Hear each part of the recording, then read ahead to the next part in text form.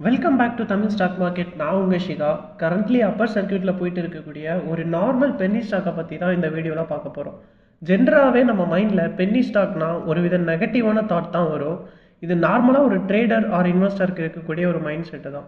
இன்றைக்கி டேட்டில் வெறும் ₹4 ட்ரேட் ஆகிட்டு இருக்கக்கூடிய ஒரு ஸ்டாக்கு ஒரு பீக்கில் போகுது அண்ட் மார்க்கெட் வால்யூமில் செல் குவான்டிட்டியே கிடைக்கல. அப்படி அந்த ஸ்டாக்கில் என்ன தான் நடக்குது, அப்பர் சர்க்கியூட்டில் போகிறதுக்கான ரீசன் என்ன, இது மல்டி பேக்கர் ரிட்டர்ன்ஸ் தருமா, ஒரு கம்ப்ளீட் அனாலிசிஸை பார்க்கலாம். So let's welcome to the video.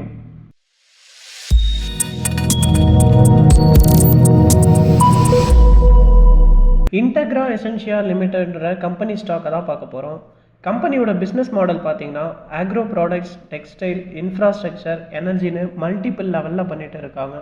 இந்த வீடியோ கண்டென்ட் பண்ணும்போது ஸ்டாக்கோட கரண்ட் மார்க்கெட் ப்ரைஸ் பார்த்தீங்கன்னா ₹4.11 ட்ரேட் ஆகிட்டு இருந்தது.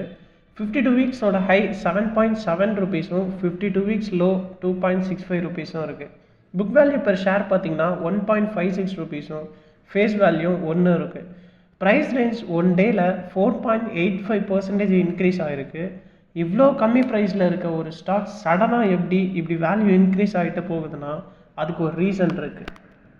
As on May 23, 2024 press release படி இன்டெக்ரா எசென்ஷியா ஐடிசி லிமிடெட் கம்பெனி கிட்ட இருந்து 500 மெட்ரிக் டன் ரைஸ் சப்ளை பண்ணுறதுக்கு உண்டான ஒரு புது ஆர்டரை ரிசீவ் பண்ணியிருக்காங்க. இதோட வேல்யூ பார்த்தீங்கன்னா 14.25 மில்லியன்ஸ்.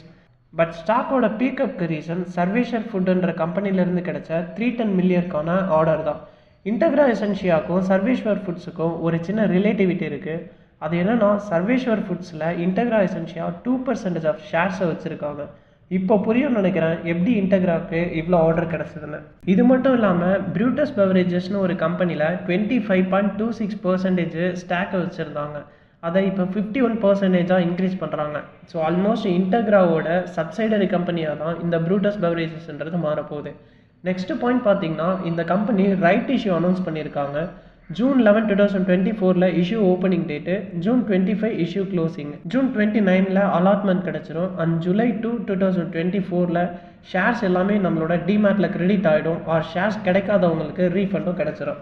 ஐடிசியோட ஆர்டர், சர்வேஸ்வர் ஃபுட்டோட ஆர்டர், ப்ரூட்டஸ் கம்பெனியோட ஸ்டாக் இன்க்ரீஸிங்கு அண்ட் ரைட்ஸ் இஷ்யூ, இப்படி எல்லா பாயிண்ட்டையும் நம்ம ஒன்றுக்கு ஒன்று கனெக்ட் பண்ணி பார்த்தோம்னா இந்த மேனேஜ்மெண்ட் கம்பெனியை க்ரோ பண்ணணும்னு ஒரே அஜெண்டாவில் தான் ஒர்க் பண்ணிட்டு இருக்காங்க.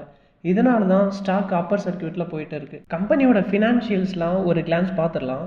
Revenue March 23 68.09 crores, September 23 74.76 crores, December 23 63.84 crores, March 2024 101 crores revenue பார்த்துருக்காங்க.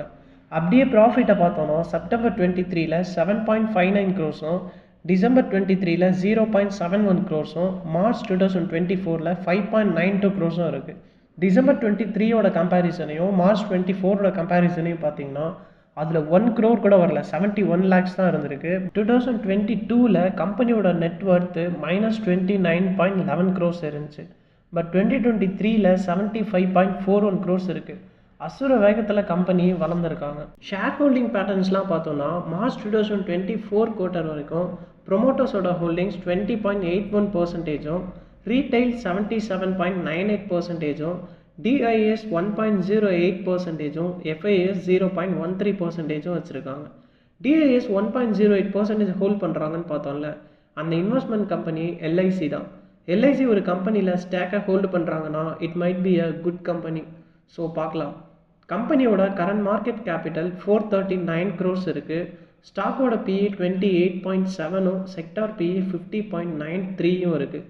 ஆர்ஓஇ 15.9%, ஆர்ஓசிஇ 17.1% இருக்கும்.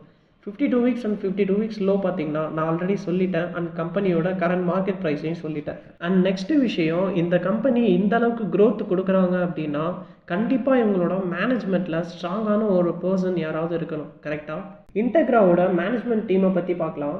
Mister Arjit Kumar Ojha, one of the director. இவருக்கு 19 years of experience in marketing, finance and அட்வர்டைசிங்கில் இருக்குது. கம்பெனியோட சேல்ஸ் டிபார்ட்மெண்ட் மொத்தமும் இவர் கையில் தான் வச்சுருக்காரு. Mister Deepak Kumar Gupta, BCom and MBA graduate ஆன இவர் பிஸ்னஸ் அட்மினிஸ்ட்ரேஷனில் 10 years ஆஃப் எக்ஸ்பீரியன்ஸ் இருக்குது. கம்பெனியோட ஹோல் டைம் டைரக்டர் அண்ட் சிஇஓவும் இவர் தான். Mister Punit Rakhan, Oxford Brookes யூனிவர்சிட்டியில் படித்த இவர் பிஸ்னஸ் அட்மினிஸ்ட்ரேஷன் அண்ட் ஸ்ட்ராட்டஜிக் பிளானிங்லலாம் எக்ஸ்பர்ட்டான ஆள். 12 இயர்ஸ் ஆஃப் எக்ஸ்பீரியன்ஸ் இவருக்கு மார்க்கெட்டிங் ஃபீல்டில் தான் இருக்குது. மிஸ்ஸஸ் குஞ்சன் ஜா இவங்க ஒரு சார்ட்டர்ட் அக்கௌண்டன்ட்டு, கம்பெனியோட இண்டிபெண்ட் டைரக்டரும் இவங்க தான். இவங்களுக்கு ஃபினான்ஸ் அண்ட் டாக்ஸேஷன் ஃபீல்டில் 11 இயர்ஸ்க்கு மேலே எக்ஸ்பீரியன்ஸ் இருக்குது. Mrs Soniakumari independent director, BCom graduate ஆன இவங்க கார்ப்பரேட் செக்டாரியல் அண்ட் கார்ப்பரேட் கவர்னன்ஸ்லலாம் எக்ஸ்பர்ட் ஆனவங்க. இவங்க மேனேஜ்மெண்ட் டீமை பார்த்தா மார்க்கெட்டிங்கில், பிஸ்னஸ் அட்மினிஸ்ட்ரேஷனில், ஃபினான்ஸில், strategic planning, corporate governance, accounts and சிஏன்னு ஒவ்வொரு கம்பெனிக்கும் தேவையான எல்லா டிபார்ட்மெண்ட்டுக்கும் ஒவ்வொரு எக்ஸ்பர்ட்ஸ் தான் டைரக்டராக இருக்காங்க. இதனால தான் இவங்க மேனேஜ்மெண்ட்டு இவ்வளோ ஸ்ட்ராங்காக இருக்குது. நெக்ஸ்ட்டு கம்பெனியோட அட்வான்டேஜஸ் அண்ட் டிஸ்அட்வான்டேஜஸ் என்னென்னு பார்க்கலாம். ஃபஸ்ட்டு கம்பெனிக்கு டெப்ட் லெவல் அப்படின்றது லோவாக தான் இருக்குது. டெப்ட் ஃப்ரீயாக கூட நம்ம கன்சிடர் பண்ணிக்கலாம்.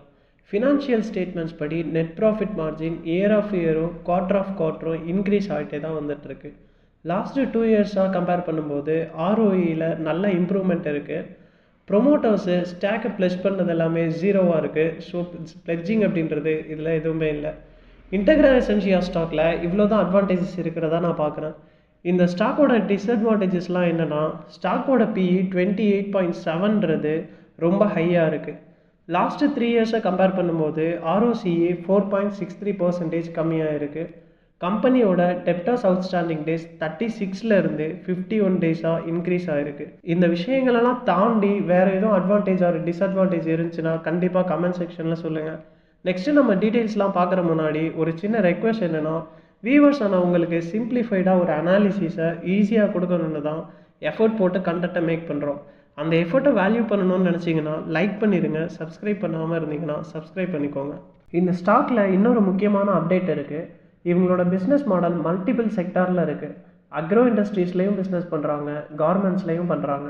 ஒரு பர்டிகுலர் செக்டாரில் இல்லாமல் நிறைய செக்டாரில் இன்வால்வ் ஆகிருக்கிறதால இந்த ஃபேக்டரி இவங்களுக்கு அட்வான்டேஜாகவும் அமையலாம், டிஸ்அட்வான்டேஜாகவும் அமையலாம்.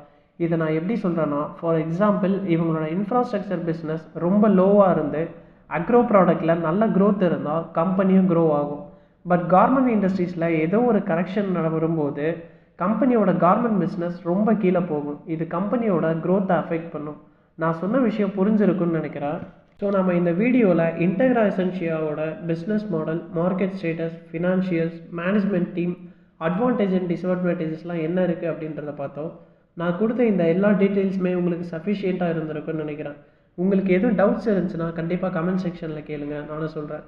நெக்ஸ்ட்டு ஒரு யூஸ்ஃபுல்லான கண்டென்ட்டோட பார்க்கலாம். டாடா, பாய் பாய். நான் உங்கள் Shikha from Tamil stock market channel.